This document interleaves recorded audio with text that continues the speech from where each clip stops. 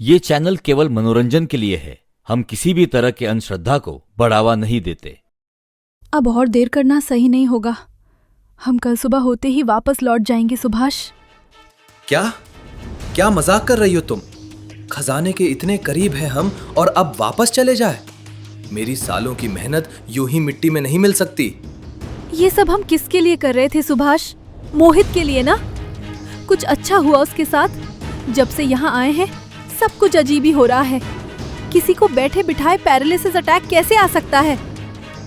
मैंने कहा था आपसे, मंदोदरी भाभी सही औरत नहीं है, पर आपको तो कभी सुनना ही नहीं था।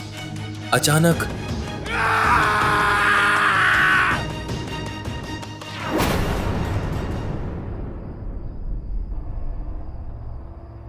सुभाष, क्या आप भी वही सोच रहे हैं जो मैं?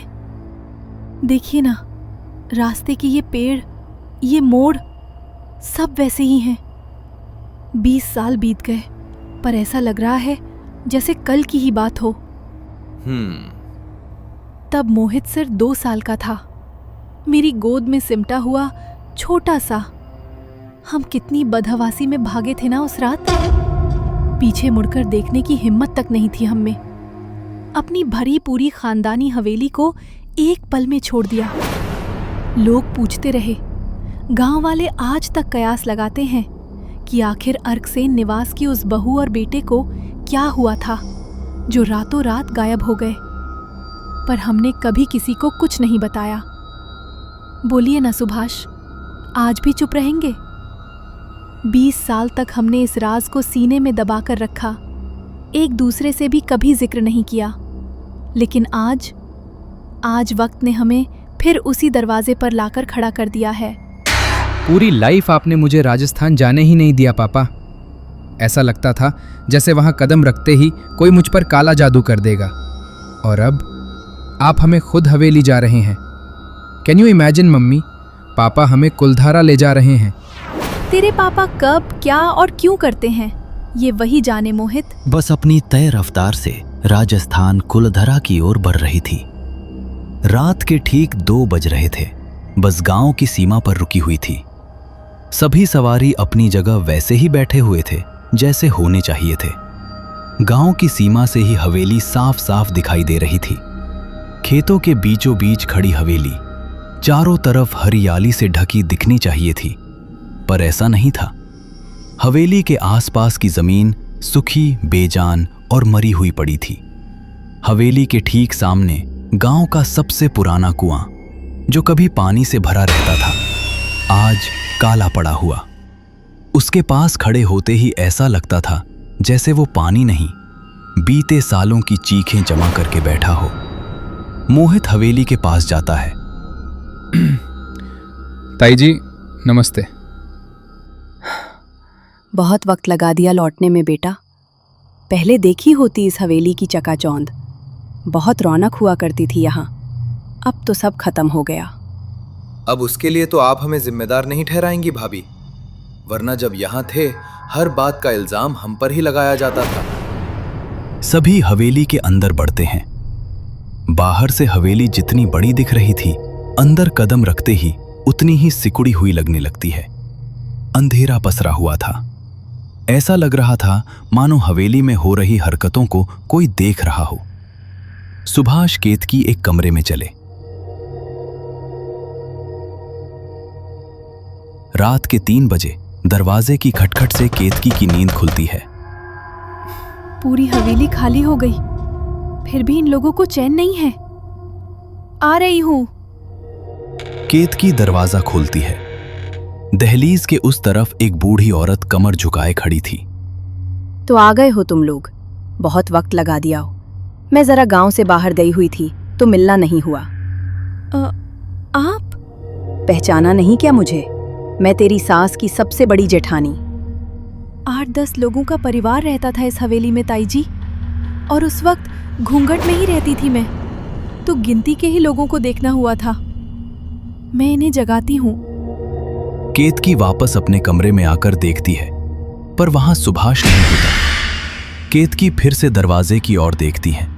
अब वहां उसकी ताई सास भी नहीं थी। केतकी लंबी सांसें लेने लगती है कि तभी उसे कुएं के मुंह से खींची जा रही रस्सी की आवाज सुनाई देती है। एक टूटी हुई खिड़की की आड़ में केतकी बाहर झांकती है। कुएं पर खड़ा सुभाष कुएं के अंदर झांक रहा था। केतकी भागती हुई नीचे जाती है। ये सब क्या कर रहे हैं आप? मतलब माँ जी ठीक कहती थी, इस घर की दहलीज को श्राप है। इस घर के मर्द पागल हो जाते हैं, पागल। पानी नहीं था क्या कमरे में, जो कुएं में आकर आपको बाल्टी से पानी खींचने की जरूरत पड़ गई? पानी है कितना इस कुएं में? रात के 3 बज रहे थे। दूर तक सन्नाटा पसरा हुआ था। चांद की लाल रोशनी में खड़ी केतकी अचानक ही सुभाष को देखकर जोर जोर से हंसने लग जाती हैं। मानना पड़ेगा आपको केतकी जी, ऐसा नाटक किया आपने कि मोहित को कभी हम पर शक ही ना हो। मैंने तो बस वो किया जो आपने कहा। असली खिलाड़ी तो आप हैं। अब थोड़ा बहुत खेल तो खेलना ही था मुझे। कम से कम नहीं भी तो 5 करोड़ से नीचे की प्रॉपर्टी नहीं है ये। ऊपर से बाहर ये कुआं, खजाना गड़ा हुआ है यहाँ, खजाना। बस दिक्कत ये आई कि कभी कोई इसे खोद ही नहीं पाया। जब भी कोई इस काम में हाथ डालने की कोशिश करता, हवेली का नया मालिक खड़ा हो जाता। इतने लोगों से हर रोज लड़ लड़कर जीवन को काटने से तो अच्छा ही था कि हम यहाँ से चले गए और वहां बैठे बैठे ही सभी की चिताएं सजा दी। अब देखो, ना कोई वंश चलाने वाला, ना कोई हिस्सा मांगने वाला। और वो मंदोदरी, मुझे तो वो औरत ठीक नहीं लगती। क्या ही कर लेगी वो, कुछ नहीं कर सकती। अगली सुबह अर्कसेन हवेली में बचे कुछ लोग बाहर एक साथ कुर्सियां लगाकर बैठे हुए थे कि केतकी कहती है, पिछली रात को अचानक आप कहाँ चली गई थी ताई जी? और इतनी रात गए आप क्यों आई थी मेरे कमरे में? क्या बेटा, तू भी ना कुछ भी बोलती है। मैं रात को तेरे कमरे में कैसे आऊंगी? मैं तो सीख कर गई हुई थी, सुबह ही लौटी हूं। इस हवेली में तो अब भूत भंगेड़ी ही नाचते हैं केतकी। जिस हवेली की दहलीज पर सालों से खुशियां आई ना हो, जिनकी दीवारों ने चूड़ियों के टूटने की आवाज ही सुनी हो, वहां ऐसे भ्रम होना लाजमी है। इतने सारे लोगों का मरना, एक के बाद एक। आप लोगों को अजीब नहीं लगा? कुछ किया नहीं आप लोगों ने? कुछ करने का सोचते कैसे बेटा? एक मौत के बाद दूसरी मौत लगातार ऐसी हुई जा रही थी जैसे किसी ने नजर लगा दिया हो हवेली पर। एक तांत्रिक ने कहा था कि किसी ने घर के लोगों के नाम पर मरण हांडी छोड़ी है। प्लीज भाभी, ये किस जमाने की बातें कर रही हैं आप? ये सब कुछ नहीं होता। मैं चौराहे तक जा रहा हूं, तुम अंदर जाओ केतकी। धीरे धीरे दिन गुजर रहे थे। हर रात के 3 बजे केतकी और सुभाष मिलकर कुएं के पास एक अनुष्ठान करते। कैसा अनुष्ठान, कोई नहीं जानता। सब कुछ सुभाष के मन मुताबिक ही चल रहा था कि अचानक हालात विपरीत होनी शुरू हो जाती है। मोहित को ऐसा महसूस होता है जैसे कोई मोहित को पुकार रहा हो। मोहित जैसे ही पीछे मुड़ता है, उसके हाथ पैर कांपने लगा जाते हैं और इसके मुंह पर लकवा मार जाता है। कांपते हुए शरीर से मोहित फर्श पर गिर पड़ता है।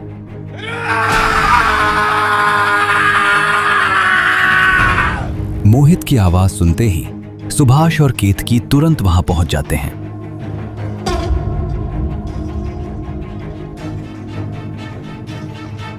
हमें वापस चलना चाहिए। जिसके लिए ये सब कर रहे थे हम, वो मोहित बिस्तर पर पड़ा हुआ है। क्या? नहीं, अपने इतने सालों की मेहनत मैं ऐसे ही बर्बाद नहीं जाने दूंगा। कितने लोगों की बलि दी है मैंने इस हवेली को पाने के लिए, इस खजाने को कुएं से बाहर निकालने के लिए। और अब जब इस खजाने के निकलने का वक्त आ गया है तो आप वापस जाने को कह रही है। समझने की कोशिश कीजिए केतकी जी, बस पूर्णिमा की रात का इंतजार करना है हमें। बस 2 रातों की बात है, फिर खजाना खुद ब खुद कुएं से बाहर आ जाएगा। फिर हम इस हवेली को बेचकर हमेशा के लिए चले जाएंगे। आपको अभी भी पैसे की सूझ रही है? ये सब कर किसके लिए रहे थे हम? मोहित के लिए ना। ऐसे बैठे बैठे उसे लकवा कैसे मार सकता है? मुझे लगा ही था, ये मंदोदरी भाभी सही औरत नहीं है। ठंड में बीपी ऊपर नीचे हो जाती है। 2 दिन की बात है, फिर अच्छे से चेकअप करवा देंगे मोहित की। वैसे भी डॉक्टर ने कहा है ज्यादा कुछ सीरियस नहीं है। केतकी और सुभाष बिस्तर पर सो जाते हैं। सुभाष गहरी नींद में होता है। घड़ी के कांटे जैसे ही 2 बजे जाते हैं, सुभाष एक झटके में अपनी आंखें खोलता है। कुएं के पास फिर से उस तंत्र क्रिया के करने का वक्त हो गया था। सुभाष बिस्तर से पैर नीचे फर्श पर रखता ही है कि उस पी के दरवाजे के नीचे से आ रही रोशनी में किसी की परछाई दिखाई देती है। दरवाजा खोलकर सुभाष बाहर बरामदे में जाता है। उसके आंखों के सामने से एक हांडी हवा में तैरती हुई गुजरती है। ये कैसे हो सकता है? मारन हांडी किसने छोड़ दी? नहीं नहीं, केतकी, केतकी! सुभाष चीखना चाहता था पूरी ताकत से, लेकिन उसके गले से आवाज बाहर ही नहीं निकल रही थी, जैसे किसी ने उसकी सांसें मुट्ठी में जकड़ ली हों। उसके पैर फर्श से चिपक चुके थे। वो हिलने की कोशिश करता है, पर फर्श जैसे उसे जाने देने को तैयार ही नहीं था। तभी अचानक पीछे से कोई उसे जोर से खींचता है। सुभाष जमीन में धंसने लग जाते हैं। वो सुभाष जिसने अपने परिवार के हर तीसरे इंसान के नाम मरण हड्डी छोड़ी थी, आज वो खुद मरण हांडी को आगे जाता हुआ देख रहा था। आगे बढ़ती हुई हांडी मोहित के कमरे के दरवाजे के ठीक सामने जाकर रुक जाती है। बिस्तर पर लेटे मोहित की आंखों में अजीब सी जलन होने लगती है। उसके सीने में तेज जकड़न उठती है, मानो कोई अदृश्य साया उसके सीने पर चढ़कर पूरा वजन डाल के बैठ गया हो। मोहित की सांस टूटने लग जाती है। मुझे छोड़ दो। कौन हो तुम? कौन हो तुम? मुझे कुछ नहीं पता। मेरा हाथ इन चीजों में नहीं है। मुझे छोड़ दो। डर से कांपता मोहित अपने हाथों के बल बिस्तर से सरकता हुआ नीचे गिर पड़ता है। खुद को घिसटते हुए वो दरवाजे की तरफ बढ़ता ही है कि अचानक ही दरवाजा अपने आप एक झटके से खुलता है। हांडी कमरे के अंदर अपने आप खिसकती हुई आती है। हांडी जोर की आवाज के साथ फट जाती है और पीछे छोड़ जाती है मोहित का काला चेहरा, उसकी फटी आंखें, सड़ी हड्डियों, राख और तंत्रों की बदबू। अगली सुबह एक तरफ सभी को मोहित की ठंडी काली पड़ी हुई लाश फर्श पर मिलती है, तो दूसरी तरफ सुभाष आधा दीवार में धंसा हुआ मिलता है। कई सालों बाद आज फिर से अर्कसेन हवेली से अर्थिया निकल रही थी।